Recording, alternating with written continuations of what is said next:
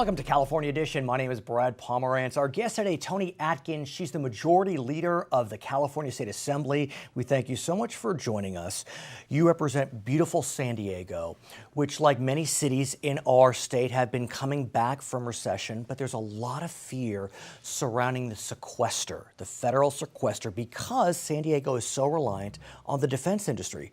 Talk to me about your concerns, or lack thereof, if you're not concerned. San Diego is traditionally a military town, and that's true economically. $1 out of every 4 generated in San Diego economically comes from the military. That's remarkable. I had no idea. It is. It's a $60 billion impact to our region. So we've been watching this, very concerned about it. It's one of the reasons I sponsored our Assembly Joint Resolution 14 prior to Congress's inaction. Right.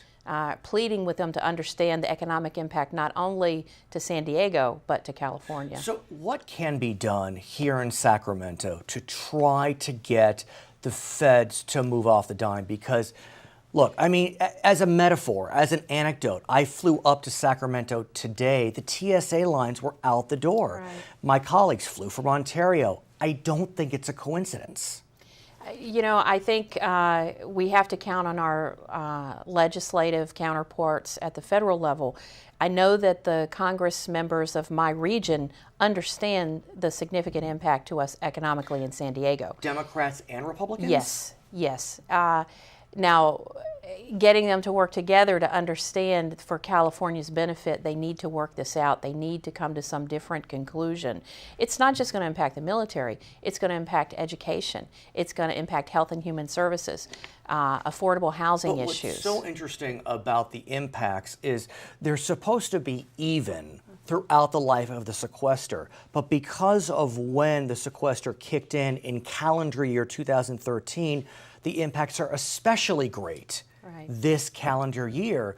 So just as we are coming out of this recession, and I'm not trying to take a position on the sequester, that's not my role, it's just, these are facts.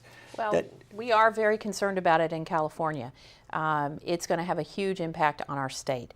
And locally in San Diego, you know, defense contractors had already stopped moving forward in anticipation of what could happen at Congress. Right. So it's already had a negative impact. So is there anything that Sacramento can do, not to convince DC to get off the dime, but to help the defense industry, specifically in San Diego? I mean, California could lose 64,000 civilian DoD jobs through furloughs. I mean, 5 ships in San Diego could be impacted, maintenance and repair. It just goes on and on.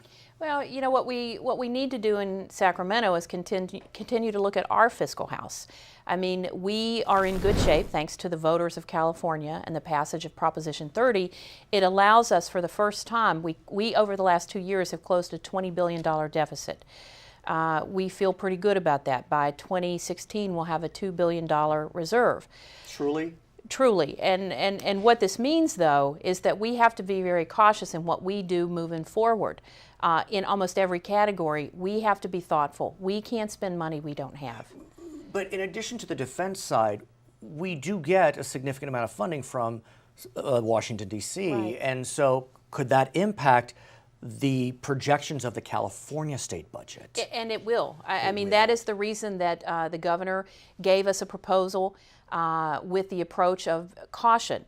We've cut services over the last 5 years significantly, and we can't restore those services. We can't restore all of the programs at Health and Human Services. We need to be very careful. When we come back, let's continue the conversation. For our viewers on HLN, thank you so much for joining us. For our other viewers, we'll be right back.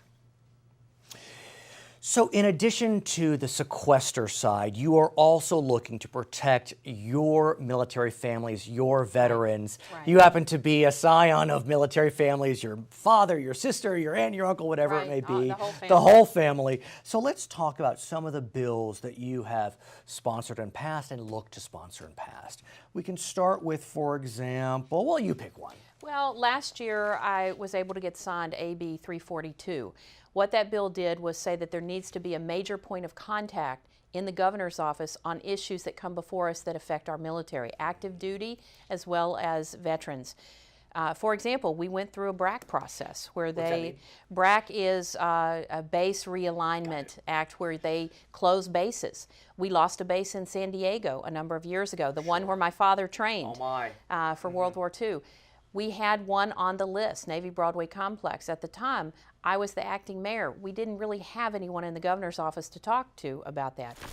Losing a base in California, whether it be San Diego, Los Angeles area, Northern California, would be bad for our economy. Well, think about San Bernardino with the Norden Air Force Base. Right. The city is bankrupt, and many people point to that base closure as the beginning of the end. Right. So we have empirical evidence that base closures may be necessary, but the impacts are dramatic to communities. So it's true. And so the bill that I got signed by the governor was to establish a point person to help us be prepared should BRAC happen, the next round of BRAC or base closures, that we be able to protect California. And I have heard, I'm sure you have heard as well, that while the sequester negotiations may work out in the end, that base closures could no doubt be part of the formula.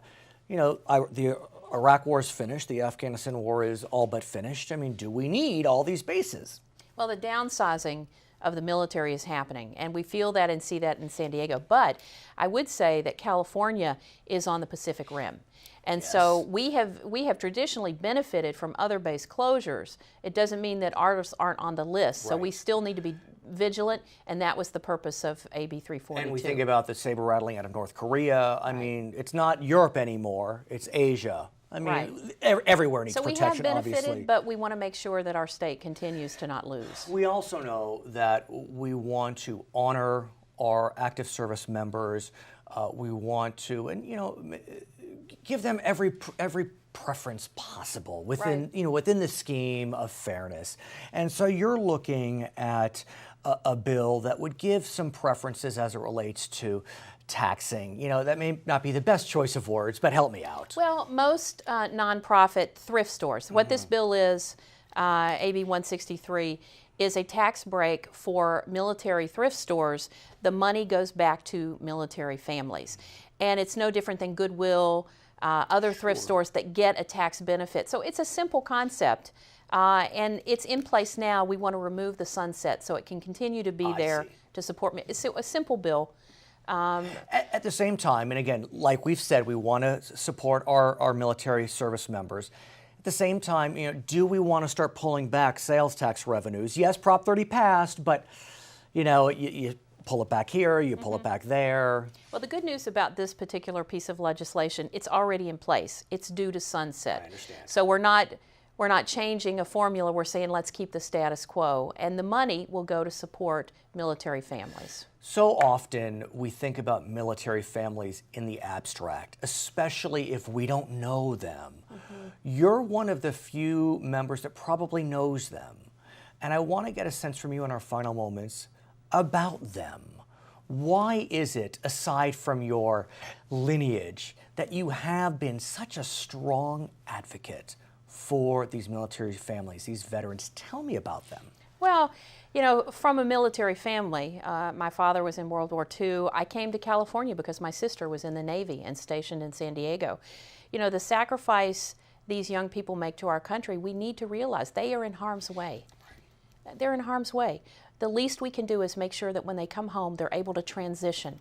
They get the benefits they deserve and that they earned, and that we look out for them and we help them transition back into civilian life. And that's a part of what we do, and I think it's something that is nonpartisan. It goes across party lines. Does it? It does. It absolutely does. Really? It does. I mean, I know, for example, last year Paul Cook, a Republican, was named Veterans Affairs Chair by the Democratic Speaker. Was an incredible chair. Was an incredible chair. He joined me on my Select Committee on Homelessness because 25% of the homeless population in California are veterans. Which is devastating. It's devastating. Her name is Toni Atkins. She's the Majority Leader in the California State Assembly. My name is Brad Pomerantz. This is California.